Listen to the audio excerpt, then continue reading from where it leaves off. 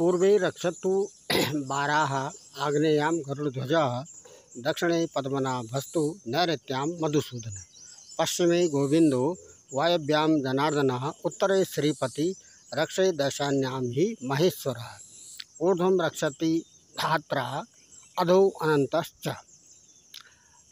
जैसा कि विभिन्न प्रकार के जो चक्र हैं उनको जागृत करने के क्रम में सबसे पहले मूलाधार है। मूलाधार चक्र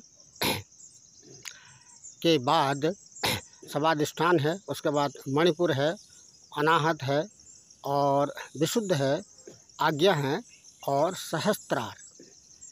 इस सहस्त्रार चक्र को जागृत करने के प्रयास में ये कुछ आसन हैं।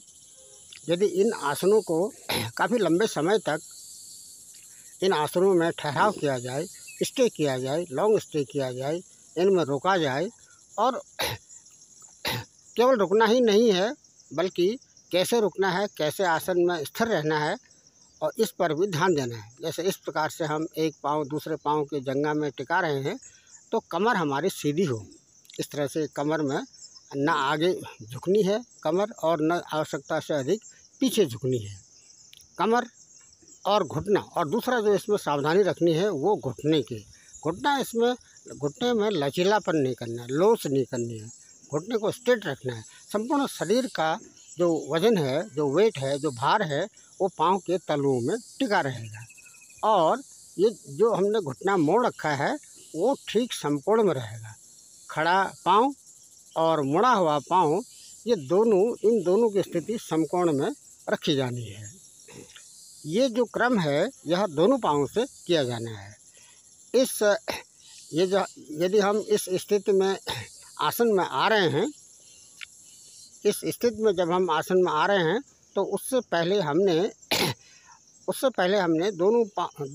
अपने जो शरीर है उसको कंसंट्रेट करना है, माइंड कंसंट्रेट करना है और किसी विशेष मंत्र का इसमें स्मरण करना है। किसी मंत्र का या किसी श्लोक का इसमें स्मरण भी किया जाना है। ये जो स्थिति है हम इसमें हमने पंजे उठा रखे हैं, पंजे बिठा रखे हैं, पाँव की उंगलियां बिठा रखी हैं और एड़ी उठी हुई है और कमर सीधी है। शोल्डर्स के कान के ठीक नज़दीक से होकर दोनों हाथ ऊपर की ओर हैं, आसमान की ओर हैं। तो ऐसी स्थिति में भी हमने किसी मंत्र का स्मरण करना है।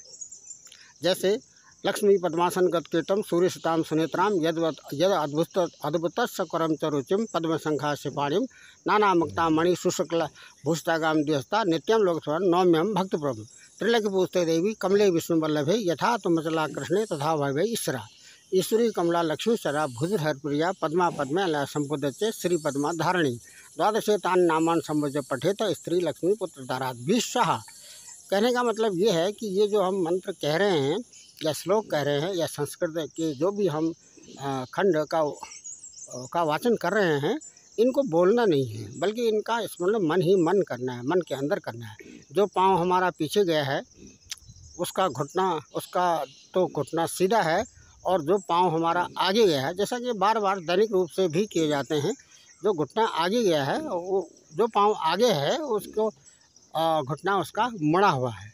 ये डिस्टेंस इसमें काफ़ी अधिक रखनी है। इतनी डिस्टेंस भी नहीं रखनी है कि दोनों पाँव के जो तलवे हैं वो कारपेट में बिछे हुए होने चाहिए। दोनों पाँव के तलवे अगर कारपेट से उठ जाएं, एक तलवा उठ जाए, दूसरा तलवा बैठ जाए तो ये फिर इस एक्सरसाइज की कोई उपयोगिता नहीं रह पाएगी। यहाँ पर भी हमने काफ़ी लॉन्ग स्टेप तक रुकना है। उसके बाद हमने धीरे धीरे ये टेल बोन को थंब से स्पर्श करते हुए एक पाँव को, जो पाँव पीछे गया हुआ है उसको नीचे तक झुकाना है, उस पाँव को नीचे तक झुकाना है। और ऐसी स्थिति में, इस स्थिति में जब हम लॉन्ग स्टे कर लेते हैं, ये एक प्रयास है सहस्त्रार चक्र को जागृत करने का। अभी जागृत की स्थिति में नहीं है, ये पूर्व तैयारी है। ये पूर्व तैयारी है। किसकी तैयारी है? योग की तैयारी है, आसन की तैयारी है, योगासन की तैयारी है, मंत्रों के मन स्मरण की तैयारी है और कंसंट्रेशन की तैयारी।